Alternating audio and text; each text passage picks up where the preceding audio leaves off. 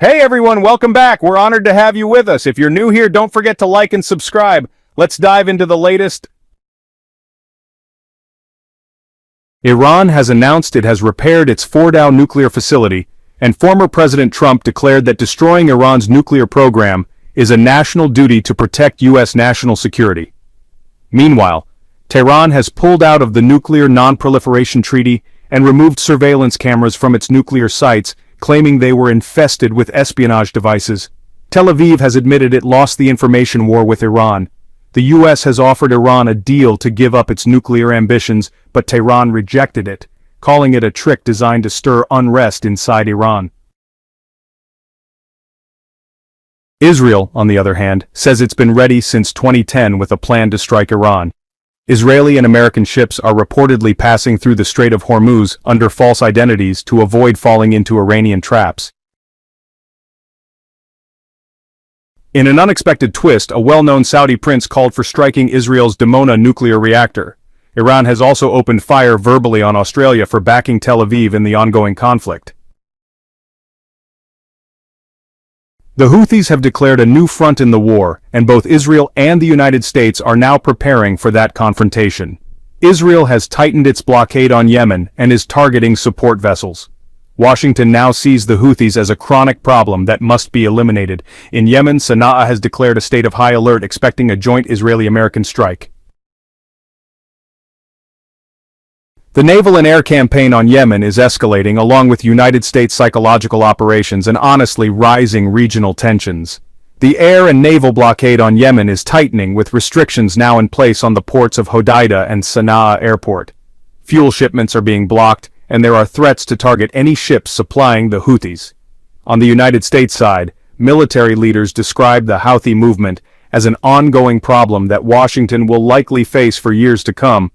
This was reported by several American media outlets, including the Washington Post.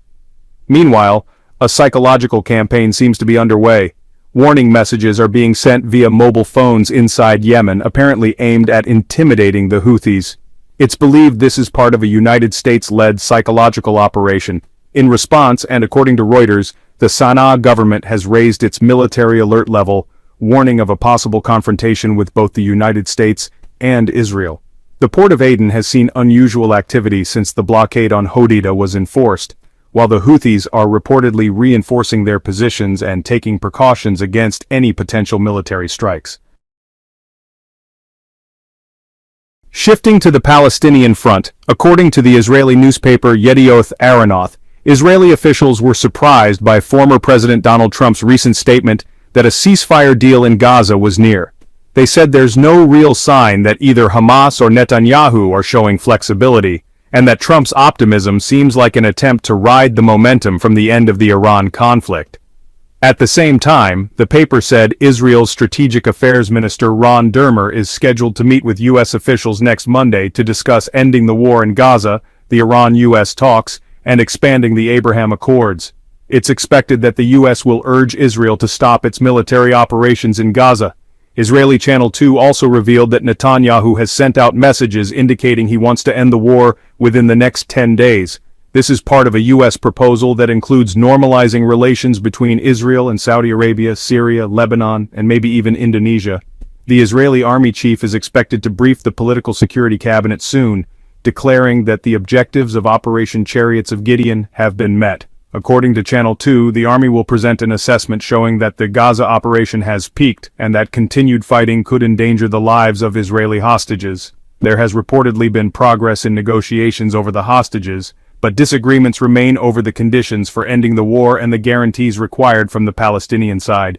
In related news, Israeli Finance Minister Bezalel Smotrich said the next step should be expanding the Abraham Accords. He expressed confidence that Trump and Netanyahu will free the Middle East from being held hostage by the Palestinian issue, as he put it. He also stressed Netanyahu's complete rejection of the idea of a Palestinian state. Meanwhile, Channel 2 aired remarks by former Israeli Prime Minister Naftali Bennett, calling on Netanyahu to resign and end the war. He warned that Israel has suffered serious damage and said the next government must be tasked with destroying the Palestinian movement entirely. From Gaza, we move to the Syrian-Israeli front. Israeli Foreign Minister Gideon Sa'ar declared that Syria must recognize Israeli sovereignty over the Golan Heights as a precondition for any potential normalization deal with Damascus. He added that the Israeli army plans to stay in Syrian territory, especially the Golan, as part of any future political agreement. On the flip side, I-24 News quoted a Syrian source who claimed that Israel and Syria may sign a peace agreement before the end of 2025. The deal would reportedly include a phased Israeli withdrawal from territories it occupied after invading the buffer zone in December 2024, including Mount Hermon. And finally, from Damascus to the Lebanese front, the Secretary General of the Lebanese factions, Sheikh Naim Qassem, said the resistance groups are fully capable of standing up to and defeating Israel. He stressed that silence won't last forever, and that standing up for what's right isn't just for one group, it's a duty for everyone. Victory, he said, comes with patience and faith, even when the enemy has more resources. Thanks for watching. We appreciate your support. Don't forget to subscribe to S News, leave a like and comment on the video. Stay tuned for more